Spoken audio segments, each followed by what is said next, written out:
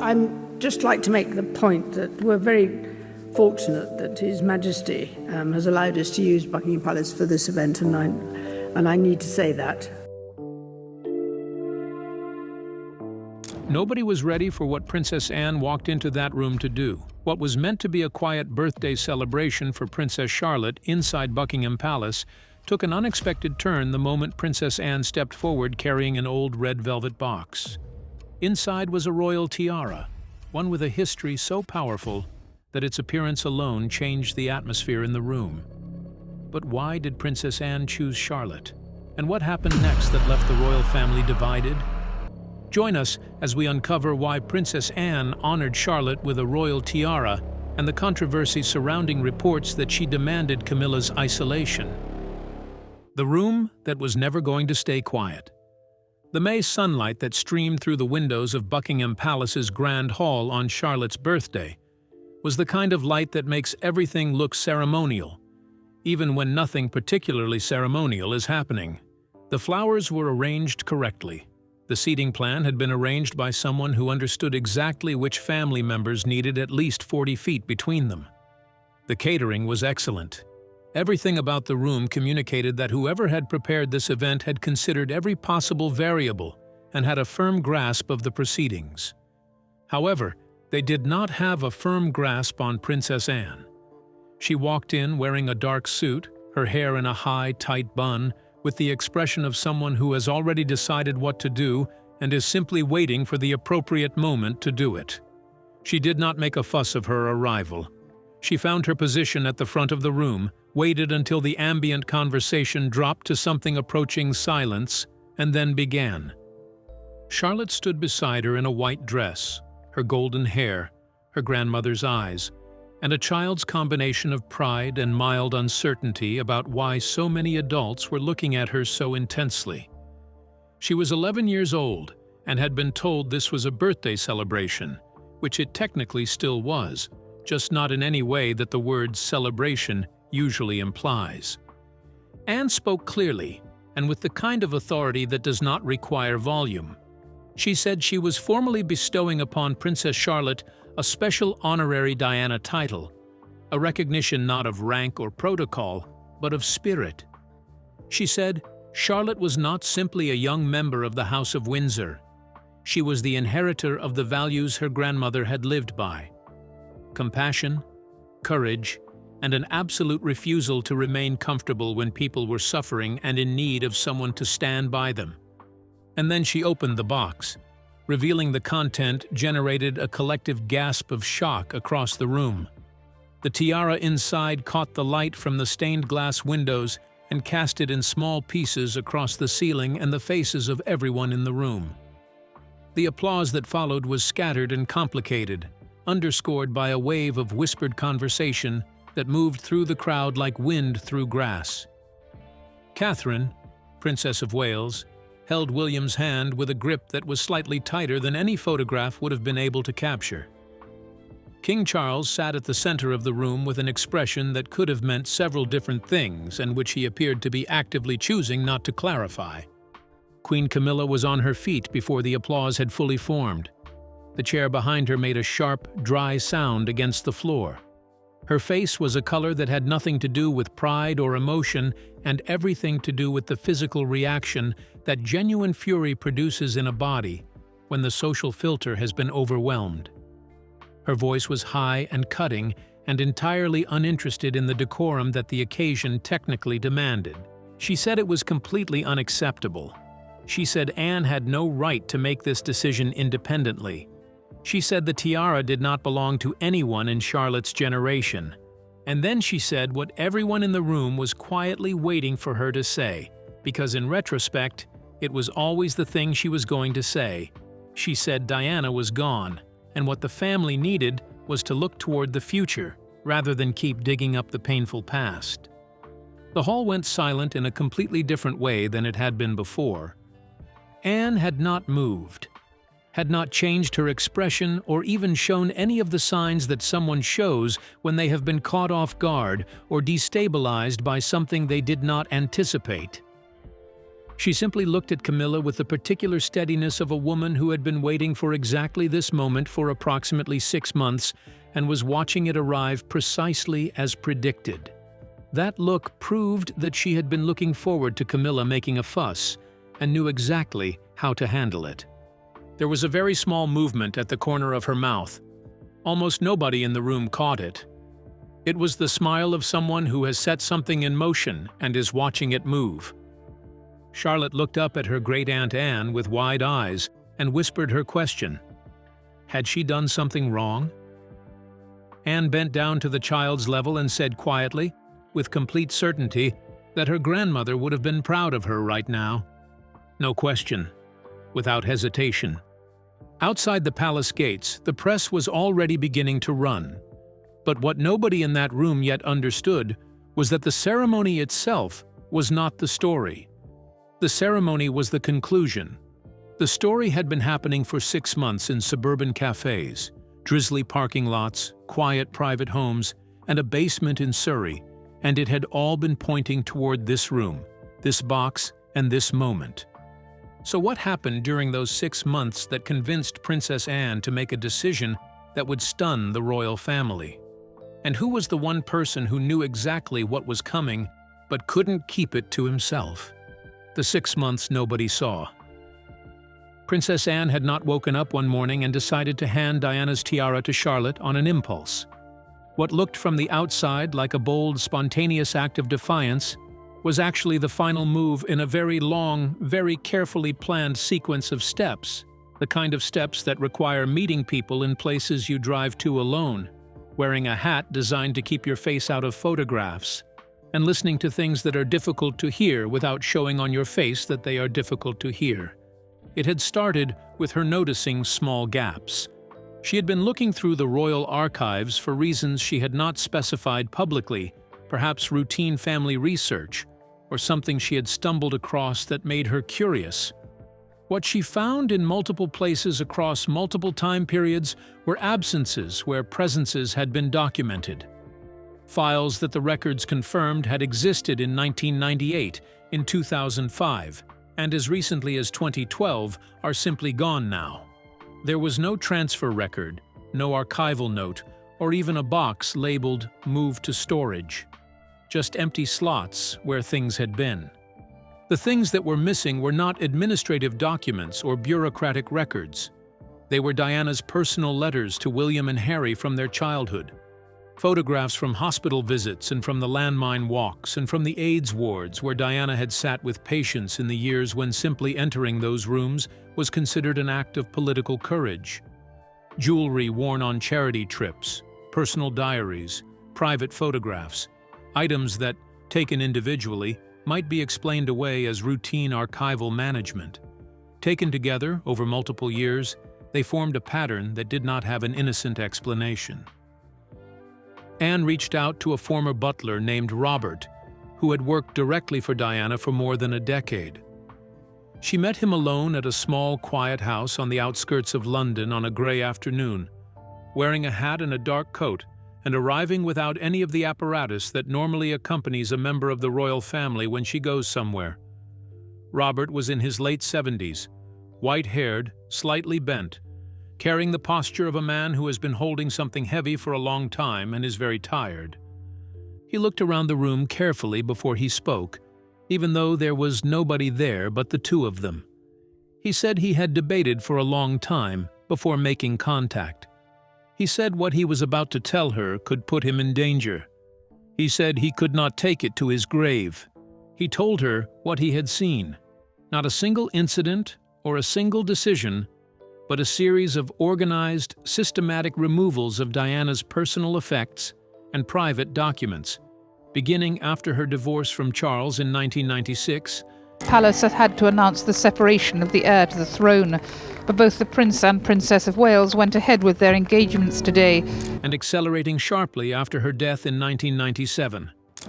28 years after Princess Diana's sudden and shocking death. Paris, the reports that Diana, Princess of Wales, has been killed in a car accident. Those who experienced that tragic day in history firsthand, reflecting on the chaos, confusion, and heartbreak. Items had been gathered and taken away in the middle of the night. Staff members who had been close to Diana, who had witnessed and known things, had been quietly moved to other positions or encouraged to resign, with justifications that shifted every time they were examined. Some had received indirect communications that made the consequences of speaking very clear. They were told that their careers, their reputations, and the peace of their families depended on their continued silence. Robert had survived by being careful, but his conscience had outlasted his caution, and by the time he sat across from Anne, he had been carrying the weight of what he knew for nearly 3 decades, and he could not carry it any further. Anne listened to everything he said without interrupting him. When he finished, she held his hand briefly and told him what he had told her would not be wasted. She drove home that evening with a very different understanding of what she was dealing with. This was not bureaucratic carelessness or natural erosion of archival materials over time. It was deliberate and has been sustained over years. This had a clear purpose to transform Diana from a symbol of compassion and popular connection into simply a sad historical chapter, an unhappy wife, a difficult woman, someone the institution had suffered through and then moved past, someone young people would encounter only in carefully edited summaries that left out everything that made her extraordinary. Anne was not going to allow that to be the end of the story. She just needed something more than the testimony of an elderly man with a conscience. She needed something a court of opinion could not explain away. But where do you find the kind of evidence that can change a story everyone believes they already know? The basement safe in Surrey. The thing she needed was in Surrey, in a modest house, in a room in the basement, in a safe that had been locked for 20 years. Edward Langford had worked as an archive assistant for the palace until 2008. He had retired to Surrey and had been living quietly ever since, carrying the same thing Robert had been carrying. The knowledge of what he had witnessed and the evidence he had quietly gathered to prove it, waiting for a moment when bringing it forward would produce something other than his own destruction. When Anne arrived at his house on a stormy evening, he showed her the safe without any preamble. Inside it were documents wrapped carefully in moisture-proof material, photocopied retrieval records, lists of items removed, dated minutes of internal decisions, specific written instructions for disposal. The kind of documentation that does not simply suggest that something happened, but proves that it was planned, that it was organized, and that it was carried out through an established chain of authority.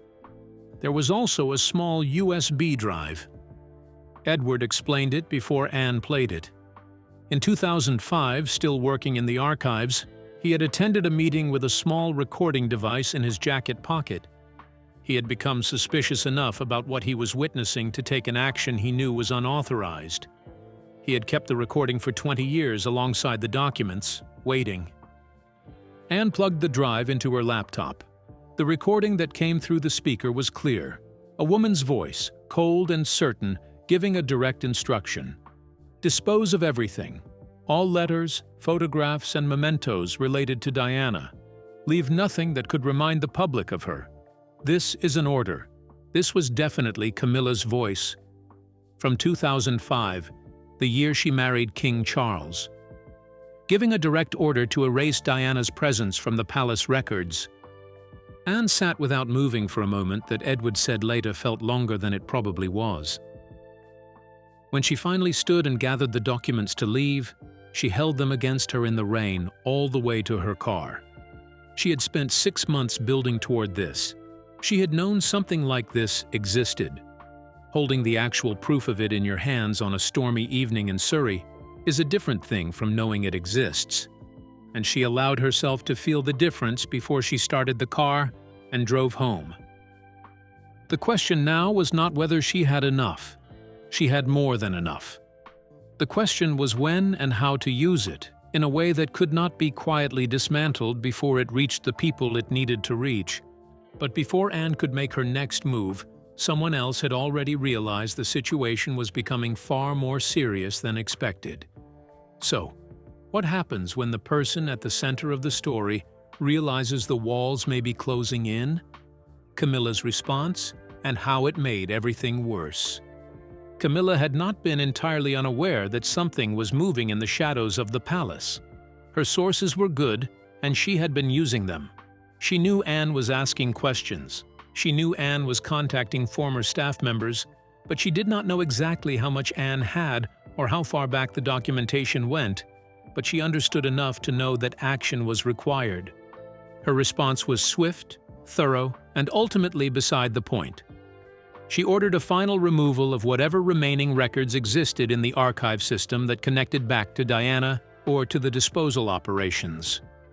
The work was done within 48 hours, clean, complete, no digital footprints, no transfer documentation, nothing in the accessible systems that could be retrieved. She believed she had removed the last of the evidence. She also had calls made to former staff members she suspected Anne might be approaching. The calls were carefully worded and delivered through intermediaries, but the meaning was not subtle. People who had built quiet retirements and had families they valued were reminded that speaking about things they had witnessed could be costly in specific and practical ways.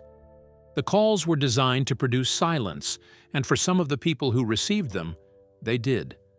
She also assembled a contingency plan, a set of internal documents that pointed blame toward a long-departed secretary who had left more than 15 years earlier and had died 2 years ago.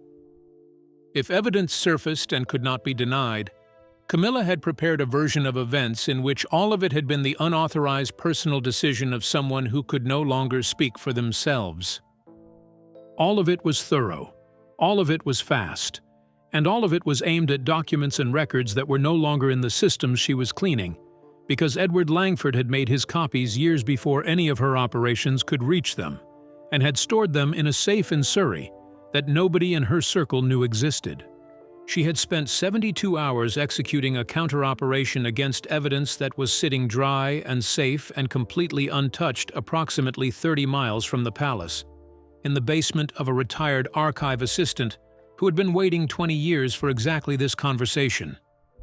But if the evidence had survived untouched, there was only one question left. What would happen when everyone who mattered was finally forced to hear it? The room with no exit. Charles convened the internal meeting 3 weeks after the ceremony. Private room, core members, doors closed, no public record. Anne arrived carrying the folder she had been building for 6 months. She placed it on the table without introduction. Then she played the recording. Camilla's voice from 2005 filled the room. The instruction to dispose of everything. The language about leaving nothing that could remind the public of Diana. The phrase, "This is an order." The reaction on Camilla's face was immediate and visible. Whatever composure she had been maintaining by force of will simply could not hold against the sound of her own voice, giving the instruction she had spent 20 years hoping nobody would ever be able to prove. She tried to speak. She said it was a misunderstanding. She said she had only been protecting the family. She said everyone was exaggerating what they were hearing. Anne placed another document on the table, then another.